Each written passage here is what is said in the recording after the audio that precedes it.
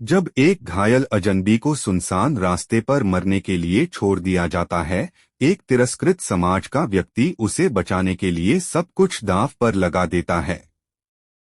घृणा और भय से बंटी इस दुनिया में करुणा सबसे साहसी कार्य बन जाती है। सीमाओं से परे दया और मानवता। कभी कभी सबसे बड़ा नायक कोई कवच नहीं पहनता, सिर्फ दया। एक लापरवाह युवक आजादी की खोज में सब कुछ गंवा देता है। जब दुनिया उसके प्रति ठंडी हो जाती है, उसे उसी पिता का सामना करना पड़ता है जिसे उसने धोखा दिया था।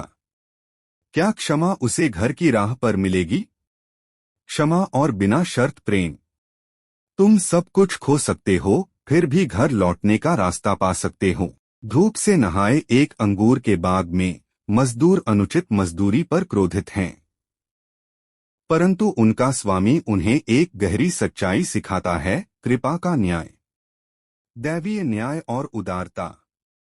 कृपा घंटे नहीं गिनती, यह दिलों को गिनती है। जैसे ही भीड़ एक पहाड़ी पर इकट्ठी होती है, एक शिक्षक ऐसे शब्द बोलता है जो साम्राज्यों की नींव हिला देंगे, धन्य हैं वे जो नम्र हैं। उसका प्रेम और विनम्रता का संदेश आत्मा में क्रांति जगा देता है। शांति, विनम्रता और आंतरिक शक्ति, एक आवाज, अनंत प्रतिध्वनियां। एक व्यक्ति जो जन्म से अंधा है, पहली बार प्रकाश देखता है।